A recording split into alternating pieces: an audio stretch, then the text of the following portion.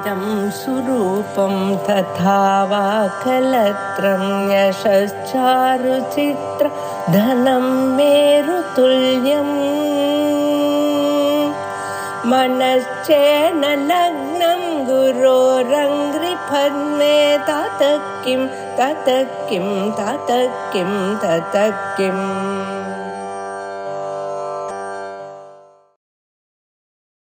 श्री गुरुभ्यो नमः। शंकर विजय मकरंदम 17வது ஆஸ்வாதம் 12 ஸ்லோகம் வரையில இருக்கு. 13வது ஸ்லோகம் ஆரம்பிக்கணும். 12 சேர்த்தே படிச்சு விடுறேன்.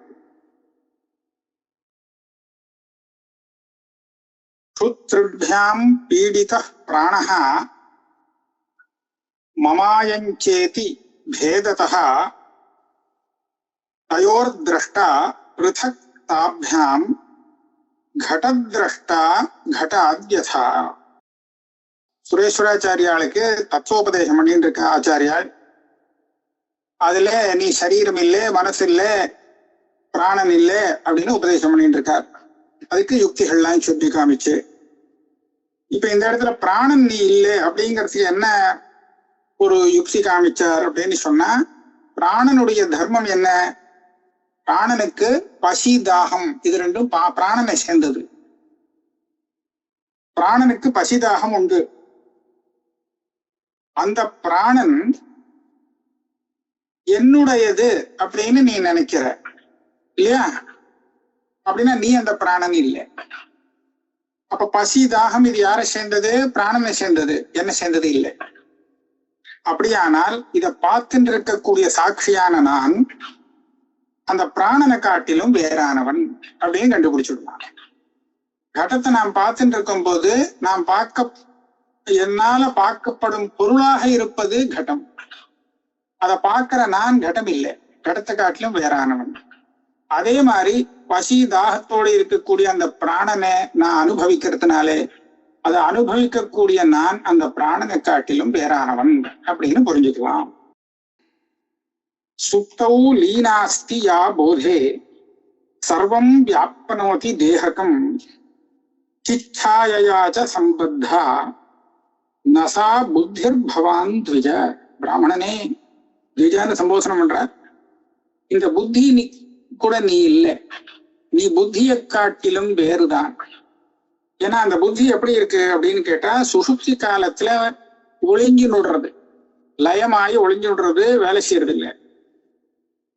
திருப்பியும் முழிச்சுக்கும் போது போதே சர்வம் வியாப்னோதி தேககம். போதன்னா மறுபடியும் ஜாகிரத்துக்கு வரும்போது சம்பூர்ணமா சரீரத்தை வியாபிச்சுக்கிறது அந்த புத்தி. அது மாத்திரம் இல்லை, அந்த புத்தியில சைத்தன்யம் பிரதிபலிக்கிறதா. அதனால அந்த புத்தி சிச்சாயோடு சேர்ந்ததாக இருக்கு. சிச்சாயாச்ச சம்பத்தா. இப்போ சுஷுப்தி காலத்துல ஒளிஞ்சு நுடுறது அது வேலை செய்யறது இல்லை. அப்ப சுஷுப்தியை யாரு பாக்குறது? நான் தானே பார்க்கணும், புத்தி பார்க்காதோ இல்லையோ.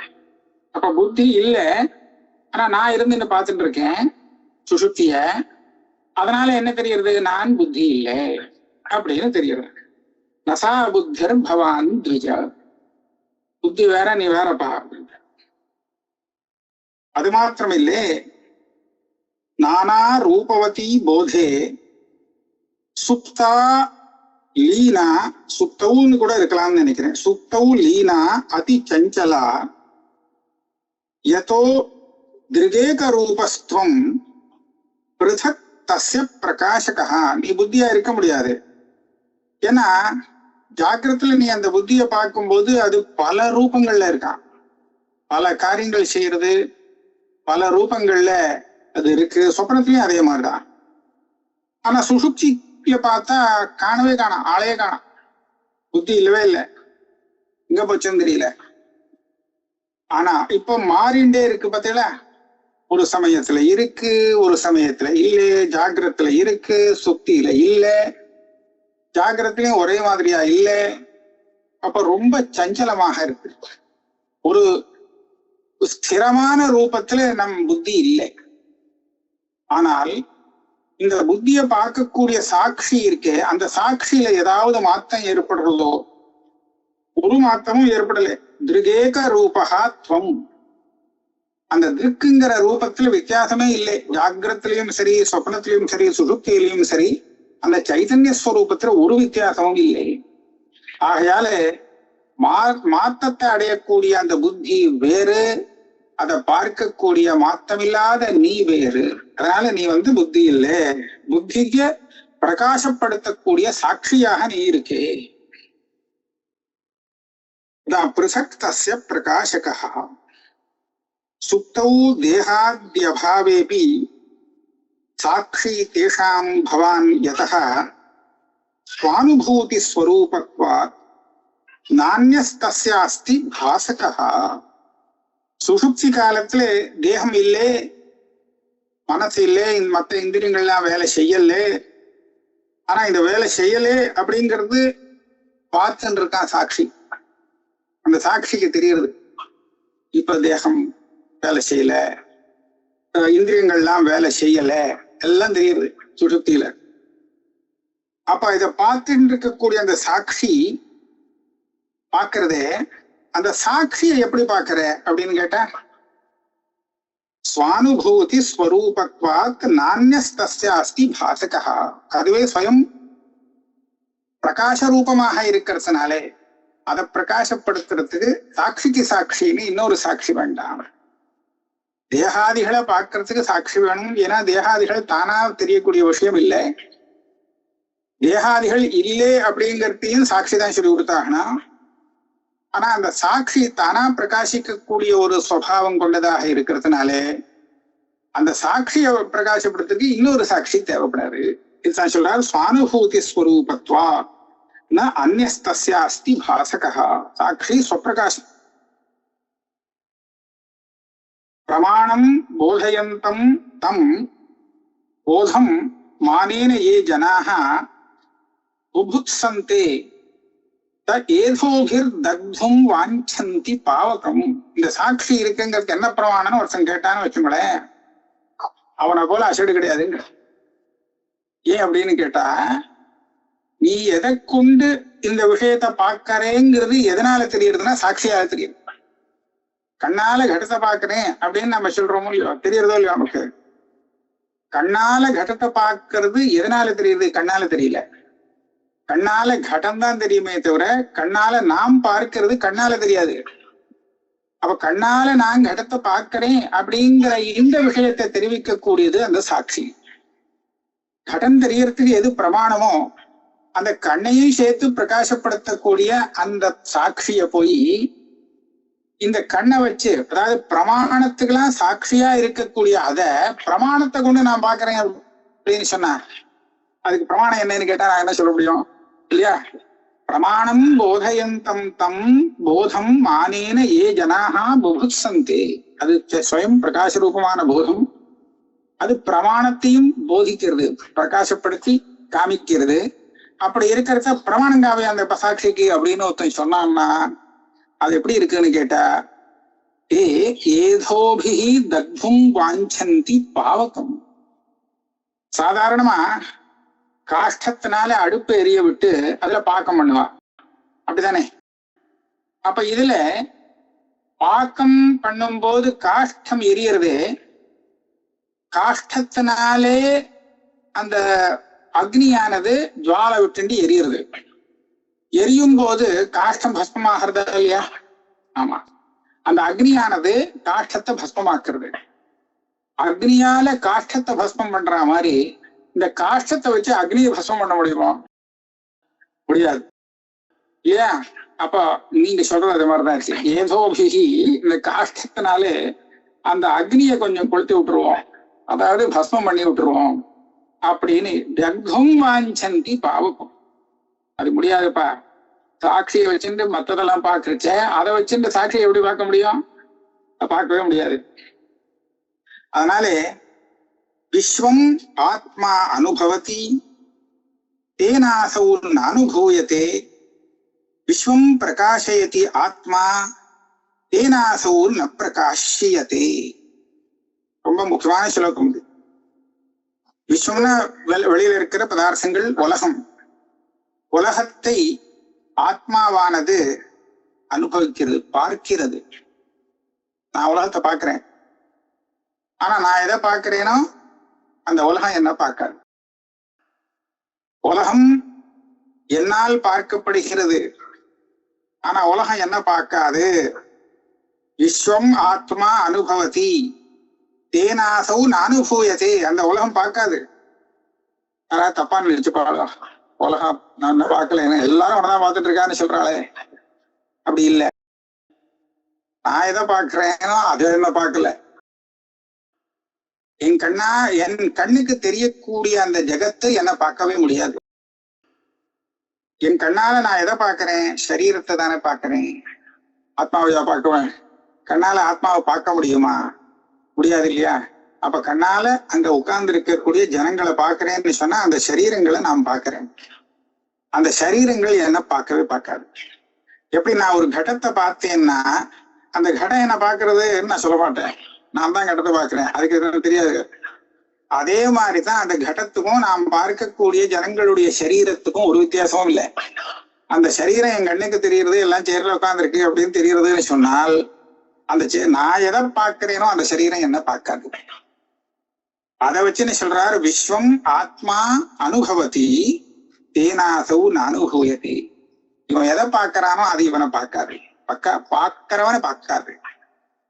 அப்ப அவெல்லாம் சொல்றாள் நான் பார்க்கிறேன்னு, அவளுடைய சரீரம் பார்க்கல. அங்கேயும் சைத்தன்யம் இருக்க, அது வாக்கம் பார்க்கறது. அதுவும் எதை பார்க்கறது? இந்த சைத்தன்யத்தை பார்க்கல, என்னுடைய சரீரத்தை அது பார்க்கறது. ஆஹா, அவ எதை பார்க்கறாளோ அது என்னுடைய சரீரத்தை பார்க்கறா. நான் அவங்களெல்லாம் பார்த்துட்டு இருக்கேன், அவங்க பார்த்துட்டு இருக்கேன்னு சொன்னாக்க என்னுடைய சரீரத்தை பார்க்கறா. ஆனா இந்த சரீரம் அந்த திரஷ்டாவா இருக்கக்கூடிய சைத்தன்யத்தை பார்க்காது. நான் எதை பார்க்கிறேன்னா அவளுடைய சரீரத்தை பார்க்கிறேன். அந்த சரீரமானது திரஷ்டாவா இருக்கக்கூடிய என்ன பார்க்காது. இதாங்க அர்த்தம். அதே மாதிரி விஸ்வம் பிரகாசயதி ஆத்மா தேனாசோ ந பிரகாசியதி. இந்த பிரபஞ்சத்தை பூரா பிரகாசப்படுத்தின்னு இருக்கு இந்த ஆத்மஸ்வரூபம். அதனால பிரபஞ்சத்துல இருக்கக்கூடிய எந்த பிரகாசமும் எதுவுமே ஆத்மாவை பிரகாசப்படுத்த முடியாது. ஈதிருஷம் தாதிருஷம் நைத்தது ந பரோக்ஷம் சதேவயது தத் பிரம்மா துவம் ந தேகாதி திருஷ்ய ரூபோசி சர்வதிருக்கு ந தேகாதி திருஷ்ய ரூபா அசி. திருஷ்யமாக இருக்கும் தேகாதிகள் நீ இல்லை, அதுவாக நீ இல்லை, நீ வேறன்ற. இப்படி அப்படின்னு எல்லாம் சொல்ல முடியாது. ஆத்மஸ்வரூபத்தை பார்த்து இது பரோட்சமும் இல்லை. ஆத்மஸ்வரூபமானது எப்போதும் அபரோக்ஷம். இது கேள்விப்பட்டு அந்த மாதிரி ஒண்ணு இருக்கு போல இருக்கு அப்படின்னு இல்ல, தெரியுறது, தெரிஞ்சுட்டே இருக்கு, தெரியாத இருக்கவே முடியாது. பரோட்சமாக அப்படின்லாம் சொல்றதுக்கு ஒண்ணும் இல்லை. நைவ பரோட்சம், நைத பரோக்ஷம். அப்படி இருக்கக்கூடிய அந்த சத்து தான் எப்போதும் இருந்துட்டே இருக்கும். வேற அதுதான் பிரம்மஸ்வரூபம், அதுதான் நீ. அந்த பிரம்மந்தான் நீ. இந்த தேகாதி திருஷ்யமான வஸ்துக்கள் நீ கிடையாது. நீதான் எல்லாத்தையும் பார்க்கிறே, நீதான் சர்வ திருக் அசி. எல்லாத்தையும் பார்க்கக்கூடிய சைத்தன்ய ரூபமாக நீ இருக்கிறாய். இதந்த்வேனைவ யத் பாதி சர்வம் தச்ச நிஷித்யதே அவாச்ய தத்துவம் அனிதம் நவேத்யம் ஸ்வப்பிரகாசதா. இந்த சைத்தன்யத்துக்கு எது விஷயமாக பாசிக்கிறதோ அது எல்லாமே திருஷ்யம். திருஷ்யம். அதனாலதான் இதம், இதுன்னு தெரியுது. இதுன்னு வெளியில தெரியுறதா, உள்ள இல்ல. ஆத்மாவை காட்டிலும் வேறானதாக தெரியுதா. இதந்த்வேனைவ யத் பாதி சர்வம் தச்ச நிஷித்யதே. இதுன்னு உனக்கு எதெல்லாம் தெரியுறதோ அது எல்லாத்தையும் நான் இப்ப நிஷேதம் பண்ண போறேன், அதெல்லாம் நீ கிடையாதுப்பா அப்படின்னு ஒவ்வொன்னையா சொல்லி என்னால சொல்ல முடியாது. அவ்வளவு விதம் இருக்கு இங்க உலகத்துல. எத்தனை பதார்த்தம் இருக்கு, ஒவ்வொன்னையா சொல்லி அது நீ இல்லை, அது இது நீ இல்லை அப்படின்னு ஒவ்வொன்னையா காமிச்சு பண்றதுங்கிறது என்னால முடியாது. அதனால நீ எதை இதுன்னு புரிந்து கொள்கிறாயோ அது நீ இல்லைன்னு புரிஞ்சுக்கோ. இப்படிதான் கேனோபனிஷத்துல சொல்லியிருக்கு. நேதம் எதிதம் உபாசத்தே அப்படின்னு. இதம்னு எதை பாக்குறாளோ அது நீ நீ இல்ல, அது பிரம்மம் புரிஞ்சுக்காதே அப்படிங்கிறான். அதுதான் நீங்கிறது இல்ல. இதம் இதுன்னு தெரிஞ்சா பாக்குற இது அப்படின்னு தெரியுறதா, ஆனா நீ இல்ல அப்படின்னு புரிஞ்சுக்கோங்க. அச்ச நிஷித்தியதே அவாச்சிய தத்துவம் அனிதம். அதனாலதான் இதுக்கு அனிதம்னு போட்டுட்டார். இதம்ங்கிறதுக்கு நேர விபரீதமா சொல்லணும்னா அனிதம் தானே சொல்லணும் இல்லையா? கடம் அகடம், தர்மம் அதர்மம் மாதிரி இதம் அனிதம். அனிதம் பாணி அவனுடைய சொரூபத்தை சப்தத்தினாலே சொல்ல முடியாது. அவாச்சிய தத்துவம், சப்தத்துக்கு வாச்சியமாக இருக்க முடியாது. அப்பேற்பட்ட தத்துவம் நீ தானா பிரகாசிக்கக்கூடிய ஸ்வரூபம், நீ வேத்தியம் கிடையாது. ஒரு பிரகாசத்துக்கு விஷயமாக கூடிய வஸ்து இல்லை அப்படின்னு. சத்தியம் ஞானம் அனந்தஞ்ச பிரம்மலக்ஷணம் உச்சியதே சத்யத்வாத் ஞான ரூபத்வாத் அனந்தத்வாத் துவமேவஹி. ஸ்ருதியில பிரம்மத்துக்கு என்ன லட்சணம்னு கேட்டா தைத்திரிய உபனிஷத்து சொல்றது சத்தியம் ஞானம் அனந்தம் பிரம்மா அப்படின்னு லட்சணத்தை சொல்றது. இந்த லட்சணத்தை நான் எங்க போய் சமன்வயம் பண்ணி காமிக்கிறதுன்னு கேட்டா உங்ககிட்டயே பார்த்துடலாம்ட்டார். ஆத்மாவிலேயே பார்த்துடலாம். ஏன்னா ஆத்மஸ்வரூபமானது சத்தியம். இது மாறுதலே இல்லாம இருக்கு. இப்ப காமிச்ச ஆத்மஸ்வரூபம் இருக்கு, இதை பத்தி தானே சொல்லிட்டு இருக்கு, ஜீவனை பத்தி. அந்த ஆத்மஸ்வரூபத்திலே மாறுதல்லாம் ஒண்ணுமே இல்லை. அதனால சத்தியம்னு சொல்லிடலாம். அதுதான் எல்லாத்துக்கும் சாட்சியா இருக்கு, அதுக்குதான் எல்லாமே தெரியுது அப்படிங்கிறதுனாலே அது சைத்தன்ய ஸ்வரூபம் ஞானஸ்வரூபமாக சொல்லணும். சத்தியம் ஞானம் ஆயிடுச்சு. அதே சமயத்துல இந்த ஆத்மஸ்வரூபம் அத்விதீயமாக இருக்குங்கிறத நம்ம நிரூபணம் பண்ணி பார்த்தா கிடைச்சுப்படும். அப்ப அதுவே அனந்தம். அப்போ பிரம்மத்துக்கு எந்த லட்சணம் சொல்லியிருக்கோ அந்த லட்சணம் நம்மிடத்துல வருதே. அப்ப நாம தான் பிரம்மா. அதான் சொல்றது ஸ்ருதி. துவமஸ் தத் துவமசி, அந்த பிரம்மன் நீ அப்படின்னு சொல்லி கொடுக்கறதே கரெக்டா தான் சொல்லியிருக்கு. நாம தப்பா புரிஞ்சுக்கிறோம், அது வேற விஷயம்.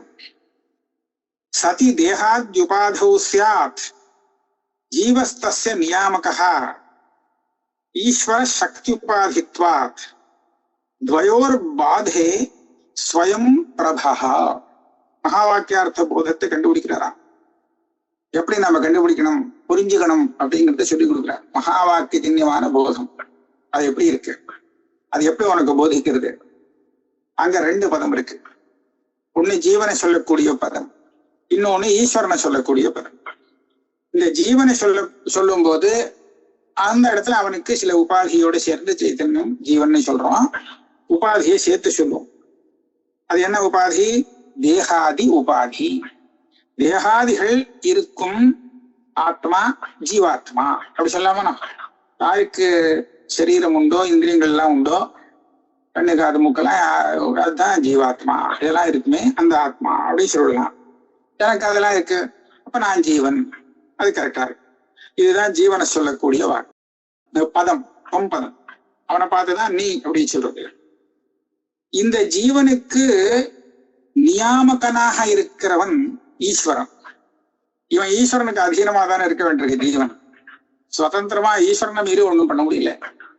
ஈஸ்வரன் தான் பண்ணி கொடுக்க வேண்டியிருக்கு. அப்ப என்னாச்சு? ஈஸ்வரனுக்கு அதீனமாக இருக்கான்னா ஈஸ்வரன் இவனுக்கு நியாமகனாக இருக்கான். அந்த அவன் எப்படி, அவனுக்கு என்ன உபாதி? சக்தி உபாதித்வாது.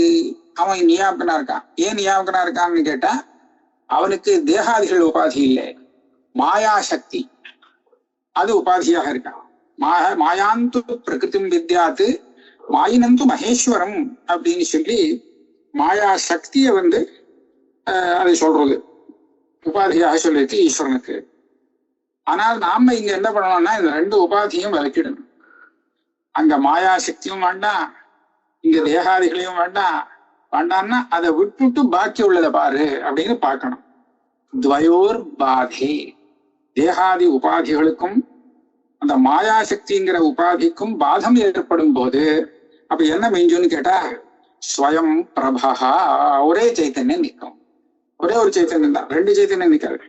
இங்க ஒரு சைத்தன்யம், அங்க ஒரு சைத்தன்யம், இங்க ஒண்ணு அங்க ஒண்ணு நிற்காது. ஒரே சைத்தன்யம் நிற்கும். இதுதான் மகா வாக்கியார்த்தம். அபேக்ஷேதே அகிலைர் மானைஹி நயன் மானம் அபேக்ஷதே வேதவாக்கியம் பிரமாணம் தத் பிரம்மாத்மாவகதௌ மதம். அபேக்ஷதே அகிலைர் மானைஹி நயத் மானம் அபேக்ஷதே தத், அதுதான் பிரம்மாத்மாவகதௌ மதம், வேதவாக்கிய பிரமாணம். நம்ம பிரமாணத்தை கொண்டு ஒரு விஷயத்தை தெரிஞ்சுக்கும் போது அந்த பிரமாணத்தை நம்ம உபயோகப்படுத்தி தானே விஷயத்தை தெரிஞ்சுக்கணும். அப்ப அந்த பிரமாணம் இருக்கிறது நமக்கு தெரியணும். அப்போ அந்த பிரமாணம் இருக்குன்னு தெரிவிக்க கூடியது எதுன்னா அந்த ஆத்மாதான், சாட்சிதான். ஆக எந்த பிரமாணமாகட்டும் அது ஒரு விஷயத்தை தெரிவிக்கணும் அப்படின்னு சொன்னால், ஒரு விஷயத்துல ஞானத்தை உண்டு பண்ணணும்னு சொன்னால், அப்ப இந்த சாட்சிங்கிறது தேவைப்படுறது. இது இல்லாம அது ஒண்ணும் பண்ணாது. ஏன் அப்படின்னு கேட்டா, அது வாஸ்தவம் அப்படிதான் சொல்லணும். இந்த கண்ணு பாக்குறதோ இல்லையோ, கண் வேலை செய்யறதுனால தானே நம்ம பாக்குறோம். கண்ணு பாக்குறதே தனக்காகவா பாக்குறது? அதுக்கு ஒண்ணும் தெரியாது. என்ன பாக்குறோம்னு அதுக்கு தெரியவே தெரியாது. பாக்குறதுக்கு அது ஒரு சாதனமா இருக்கே தவிர அதுக்கு தெரியாது. கரணத்துக்கு எப்பவுமே ஒண்ணும் தெரியாது, வேலை செஞ்சிடும், அவ்வளவுதான். தனக்காக வேலை செஞ்சுக்காது. எந்த கரணத்தை வேணாலும் நீங்க பாருங்க. ஒரு கத்தியால வெட்டுறான், கத்தி தனக்காகவா அதை வெட்டிக்கிறது? இல்லவே இல்லை. எந்த சாதனமா இருந்தாலும் சரி, அந்த சாதனம் வேலை செய்யும். ஆனா யாருக்காக வேலை செய்யும்? தனக்காக இல்ல, நூத்தனுக்காக தான். அப்ப இந்த பிரமாணங்கள்லாம் ஞானத்தை உண்டு பண்ணறதுக்கு சாதனம் இல்லையா? அப்ப யாருக்கு அந்த ஞானத்தை உண்டு பண்ணி கொடுக்கும்? தனக்கு இல்ல, இன்னொருத்தருக்கு தான். அப்ப அந்த ஆள் வேண்டிருக்கு, அந்த சாட்சி மற்ற பிரமாணங்களுக்கு வேண்டிருக்கு, இல்லைன்னா வேலை செய்யாது. சரியா? ஆனால் இந்த சாட்சியா சொன்னோமே ஆத்மா, அது இருக்குன்னு தெரியறதுக்கு எந்த பிரமாணத்தை கொண்டு வருது? வேண்டாம், பிரமாணமே வேண்டாம், இது இருக்குன்னு சொல்றதுக்கு. நயன் மானம் அபேக்ஷதே, இந்த ஸ்வரூபம், சாட்சி ஸ்வரூபமானது பிரமாணத்தை அபேட்சிக்காது. மற்ற ஜடங்கள் வேணும்னா அது இருக்குங்கிறது என்ன பிரமாணம் அப்படின்னு கேட்டா ஒரு பிரமாணத்தை சொல்லணும். தானா பிரகாசிக்கக்கூடிய சைதன்யம் இது இருக்குங்கிறது என்ன பிரமாணம் அப்படின்னு கேட்கலாமா? இல்லையா? அதனால அது கேட்க வேண்டிய அவசியம் இல்லை, தானே பிரகாசிக்கிறது. அப்படி இருந்தாலும் அந்த பிரம்மஸ்வரூபந்தான் நம்ம ஆத்மா அப்படின்னு தெரிஞ்சுக்கிறதுக்கு ஒரு பிரமாணம் தேவைப்படும். அந்த பிரமாணம் என்ன? அந்த அஜானத்தை போக்குறதுக்கு அந்த பிரமாணம் தேவைப்படுறது. அந்த பிரமாணம் எதுன்னு கேட்டா, பிரம்மாத்மாவகதோ வேத வாக்கியம் பிரமாணம். அந்த பிரம்மந்தான் நான் அப்படின்னு தெரிஞ்சுக்கிறதுக்கு வேத வாக்கியம் பிரமாணம் தேவைப்படுறது. அது பிரமாணம் சொல்லலாம். அதுதான் நமக்கு உபதேசம் பண்ணி சொல்லி கொடுக்கிறது. அதோஹி தத்துவமஸ்யாதி வேதவாக்கியம் பிரமாணதா பிரம்மணோஸ்தி யயா யுக்தியா சா அஸ்மாபி சம்பிரகீர்த்தியதே. அப்ப எந்த வேத வாக்கியம் நீங்க சொல்லக்கூடிய அந்த ஆத்மஸ்வரூபத்துக்கு பிரமாணமாக இருக்கு? எது அதை சொல்லி கொடுக்கறது அப்படின்னு கேட்டா, அதுதான் மகா வாக்கியம் அப்படின்னு சொல்றது. தத்துவமஸ்யாதி வேத வாக்கியம். தத்துவமசி அகம் பிரம்மா, 4 வேத வாக்கியம் மகா வாக்கியம் சொல்றேன். 4ன்னு இல்லை, நிறைய இருக்கு, நிறைய மகா வாக்கியங்கள் இருக்கு. அதுதான் இங்க பிரமாணம் ஆறுது. பிரம்ம விஷயத்துல பிரம்மம் தான் இந்த ஜீவன் அப்படிங்கிறத தெரிவிக்கக்கூடிய ஒரு பிரமாண வாக்கியமாக அதுதான், அந்த வாக்கியம் தான் இருக்கு. அந்த வாக்கியம் எப்படி நமக்கு இந்த விஷயத்தை போதிக்கிறது அப்படிங்கிற விஷயத்தை இனிமேல் நாம நிரூபணம் பண்ண போறோம். மகா வாக்கியத்தினாலே அர்த்தத்தை புரிஞ்சுக்கிறதுக்கு ஒரு பிரக்கிரியை தேவைப்படும். அந்த விதத்துல புரிஞ்சுட்டா கரெக்டா புரிஞ்சுக்க முடியும். இல்லைன்னா அங்கேயாவது போக மாட்டோம். நேரடியா சொல்லிடலாம். இப்போ ஒருத்தனை பார்த்து, அப்பா நீதான் இந்த ஜெகத்தை சிருஷ்டி பண்ணின பரமேஸ்வரன் அப்படின்னு சொன்னால் அவன் என்ன நினைப்பா? வளர்றான் அப்படின்னு சொல்ல மாட்டா? இல்லையா? நிச்சயமா சொல்லுவான். நான் இல்ல, நீங்க தப்பா சொல்றேன்னு நமக்கு உபதேசம் பண்ணுவான். அப்ப இந்த மகா வாக்கியம் சொல்லக்கூடிய அர்த்தத்தை நாம அவனுக்கு புரிய வைக்கணுமானால், அப்ப அதுக்கு ஒரு பிரக்கிரியை புரிய வச்சு போடாம பண்ணவே முடியாது, இல்லையா? அதுக்காகத்தான் அதை சொல்றேங்கிற. அதோஹி தத்துவமஸ்யாதி வேதவாக்கியம் பிரமாணத்தா பிரம்மணோஸ்தி யயா யுக்தியா.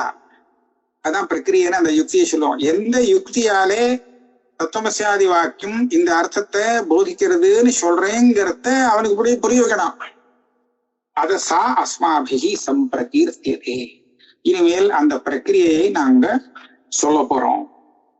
சோதித்தே துவம் பதார்த்தேஹி தத்துவமஸ்யாதி சிந்திதம் சம்பவே நான்யதா தஸ்மாத் சோதனம் கிருதம் ஆதிதா. இந்த துவம் பதார்த்தத்தை சுத்தப்படுத்தணும், சோதிக்கணும். சோதிக்கணும்னா சுத்தப்படுத்தணும். அதுல எல்லாம் நிறைய ஒட்டின்னு இருக்கு, அழுக்கெல்லாம் சேர்ந்திருக்கு, வேண்டா அதெல்லாம் சேர்ந்து கிடக்கு, குப்பை சேர்ந்திருக்கு. அந்த குப்பை எல்லாம் எடுத்து இது நீ இல்லப்பா இது நீ இல்லப்பான்னு சொல்லி சோதிக்கணும். இப்ப அதுதான் முன்னாடி பண்ணிட்டாரான். தேகம் நீ இல்ல, மனசு நீ இல்ல, இந்திரியங்கள் நீ இல்ல, பிராணன் நீ இல்ல சொல்ல வந்தாரா இல்லையா?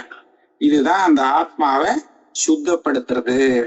அப்ப நீ என்ன இப்ப சித்தம் இனிமே சொல்லலாம். நீ எது பரியந்தம் தேகத்தை நான் நினைச்சுட்டு இருக்கியோ, இந்திரியங்கள் எல்லாம் தான் நினைச்சுட்டு இருக்கியோ, இதுதான் நான், அது வரையில உனக்கு நீதான் பிரம்மன்னு சொன்னா நீ ஒத்துக்கவே முடியாது, முடியவே முடியாது. அதனால தேகம் வேறு நீ வேறு. இந்த அந்தகரணங்கள் எதுலெல்லாம் நீ நான் ஏமாந்து போயிருக்கியோ அது எல்லாத்தையும் காமிச்சு அதுல இருந்து உன்னை விலக்கி நீ வேறு வேறுன்னு சொன்னா, வேறுன்னு சொன்னதுக்கு கூட ஆஹா இதுல இருந்து நான் தனியா இருக்கேன், அப்பனா நான் யாரு அப்படின்னு கேட்கும்போது நீ பிரம்மன் தான்பான்னு சொல்லும். அப்ப எல்லாத்திலேருந்தும் விலக்கி இந்த ஆத்மாவுடைய ஸ்வரூபத்தை போதிக்கிறதுக்கு பேரு சோதனம், துவம் பதார்த்த சோதனம். இந்த துவம் பதார்த்த சோதனம் பண்ணிட்டு அப்புறம் இது உபதேசம் பண்ணா ஒன்னும் தப்பு வராது, சரின்னுடுவான். கரெக்டா இருக்கு, சச்சிதானந்த ஸ்வரூபம் கரெக்டா தான் இருக்குன்னுடுவான். அதை பண்ணாமல் நீங்க உபதேசம் பண்ணினா தப்பு, இந்த வாக்கியத்துக்கு வேற மாதிரியா நான் அர்த்தம் சொல்றேன்னு அவன் ஆரம்பிச்சிருவான். ஆகையாலே அந்த அதுக்காக தான் நான் முன்னாடி சோதனம் கிருத்தம் ஆதிதா. துவம் பதார்த்தத்தை சோதிச்சு வச்சாதான் இந்த தத்துவமஸ்யாதி வாக்கியத்தினாலே இந்த மாதிரி ஒரு போதம் அவனுக்கு வர முடியும். அது இல்லைன்னா வராது. ஆகையாலே அந்த துவம் பதார்த்தத்தை சோதனம் பண்ணி நாங்க காண்பிச்சோம். சோதனம் கிருதம் ஆதிதா. தேகேந்திரியாதி தர்மான் யஹ ஸ்வாத்மனி ஆரோபயன் மிருஷா கர்த்திருத்வாதி அபிமானீச்ச வாச்சியார்த்தா துவம் பதஸ்ய சஹா. இந்த சோதனம் பண்றதுக்கு முன்னாடி அந்த வாச்சியார்த்தம் சோதனம் பண்ணி விட்டாச்சுன்னா அப்புறம் அது லட்சியார்த்தம் துவம் பதத்துக்கு.